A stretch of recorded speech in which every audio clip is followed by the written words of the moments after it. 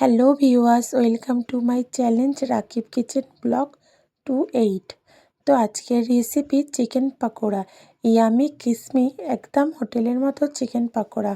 তো চলো রেসিপিটা শুরু করা যাক। রেসিপি শুরু করার আগে তোমাদেরকে বলে রাখি, তোমরা আমার চ্যালেঞ্জে নতুন হয়ে থাকলে আমার চ্যালেঞ্জটা তোমরা অবশ্যই সাবস্ক্রাইব করে নাও, পাশে থাকা বেল আইকনটা ক্লিক করে দাও। আমি এখানে 300 গ্রাম মুরগির মাংস নিয়েছি।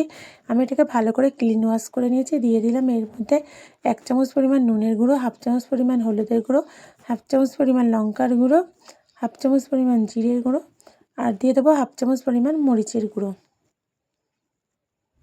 দিয়ে দেবো 1/2 চামচ পরিমাণ আদা বাটা, 1/2 চামচ পরিমাণ রসুন বাটা, একটা মিডিয়াম সাইজের পেঁয়াজ কুচি,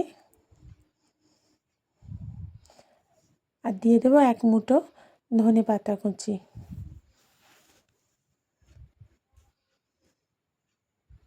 একটা লেবুর অর্ধেকটা রস নিংড়ে আমি এর মধ্যে দিয়ে দেব। তোমাদের কাছে যদি লেবু না থাকে তোমরা ভিনিগার ইউজ করতে পারো লেবুর বদলে। আমার হাতের কাছে লেবু ছিল তাই আমি লেবুটা ইউজ করলাম। দিয়ে দেবো একটা ডিম, দিয়ে দেবো 1 চামচ পরিমাণ সয়া সস, 1 চামচ পরিমাণ টমেটো সস, আর দিয়ে দেবো 1 চামচ পরিমাণ চিলি সস।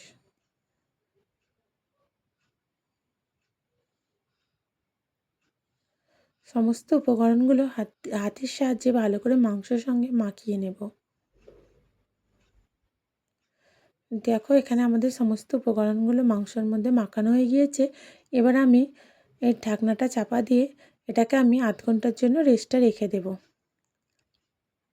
আধ ঘন্টা পরে ফিরে এলাম।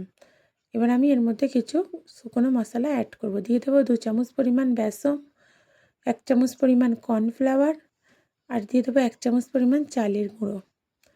সমস্ত উপকরণগুলো মাংসের সঙ্গে ভালো করে মিশিয়ে নেব। ঠিক ভালোভাবে মাংসের সঙ্গে উপকরণগুলোকে আমাকে মিশিয়ে নিতে হবে। দেখো এখানে আমাদের উপকরণগুলো বেশ ভালোভাবে মেশানো হয়ে গিয়েছে। এবার আমি এটাকে আরও আধ ঘন্টা রেস্টে রেখে দেব। তো চলো আধ ঘন্টা পর আমি গ্যাসের চুলো অন করে দিই। এখানে ফ্রাই প্যানটা বসিয়ে প্যানটা গরম হতে দিয়ে দেব পরিমাণ মতো সাদা তেল। তেল গরম হয়ে গিয়েছে, এবার আমরা দেব একে একে চিকেনের পিস। চিকেনের পিসগুলো একে একে আমি এর মধ্যে দিয়ে দেব।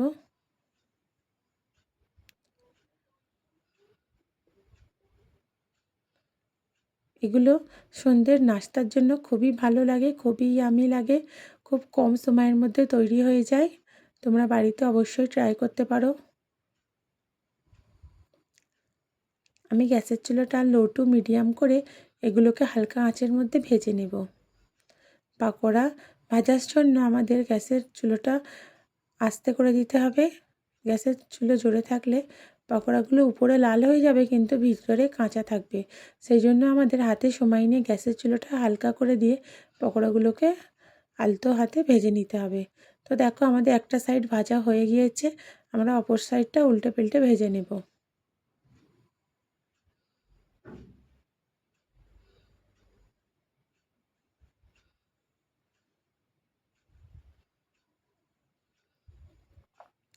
খুবই ঝটপটভাবে তৈরি হয়ে যাওয়া একটা সোজা নাস্তা।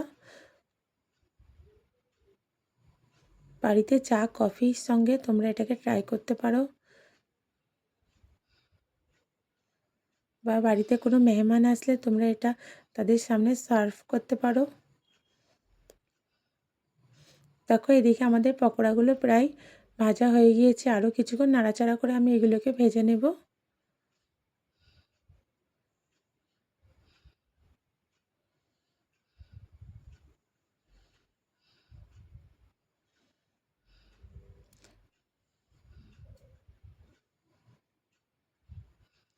এটা দেখতে যতটা লোভনীয়, খেতে ততটাই সুস্বাদু হয়। তোমরা অনেক রকম পকোড়া বানিয়েছো, একবার আমার মতো এইভাবে পকোড়া বানিয়ে বাড়িতে ট্রাই করে দেখো। খুবই আমি খুবই টেস্টি, একদম দোকানের মতো স্বাদ পাবে। দেখো দোকানের মতো লাল লাল করে আমাদের এখানে পকোড়াটা রেডি হয়ে গিয়েছে। এবার আমি এগুলোকে একটি পাত্রের মধ্যে তুলে নেব।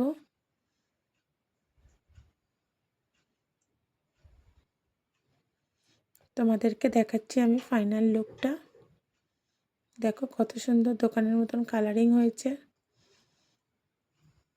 তো আজকের ভিডিও এখানে শেষ করলাম। তোমরা যদি আমার ভিডিওটা ভালো লেগে থাকে তোমরা আমার ভিডিওটা লাইক করে দিও, পাশে থেকো।